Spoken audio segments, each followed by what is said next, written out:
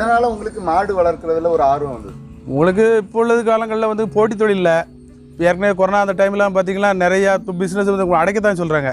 நம்ம வந்து யாரும் அப்படி இல்லை, ஊக்கத்தாமப்படுத்திக்கிட்டு இருக்காங்க கவர்மெண்ட்லேருந்து எல்லாருமே. அதுக்கடுத்து மக்களுக்கு வந்து எல்லாமே தேவை. இந்த பால் உற்பத்தி பால் வந்து எப்போவுமே தேவை. அதனால் பார்த்திங்கன்னா நமக்கு டென்ஷன்லாம் தொழில், நம்ம நிதானமாக நல்லா பார்த்துக்கலாம். நம்மளே பார்த்தோன்னா நல்ல லாபகரமான தொழில் தான்.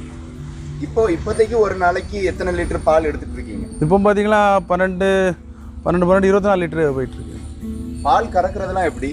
பால் கறக்கிறது பார்த்திங்கன்னா இப்போதைக்கு அவங்க பால் வியாபாரி அவங்க தான் கறந்து போயிட்டுருக்காங்க. அவங்க பார்த்திங்கன்னா கரெக்டாக காலைல 4:30க்கு வந்துடுவாப்புல.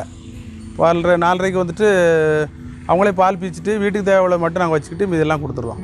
எத்தனை ஒரு லிட்டர் எத்தனை ரூபாய்க்கு விற்பனை ஆகுது? இப்போ பார்த்திங்கன்னா நமக்கு 25 ரூபா தான் எடுக்காங்க. நம்ம உங்களுக்கு பால் நிறையா வந்துச்சு அப்படின்னா நம்மளே சேல்ஸ் பண்ணுற மாதிரி இருக்கும். இப்போதைக்கு நமக்கு 25 ரூபாய்க்கு தான் எடுத்துகிட்டு இருக்காங்க. பாலுடைய தன்மை நல்லா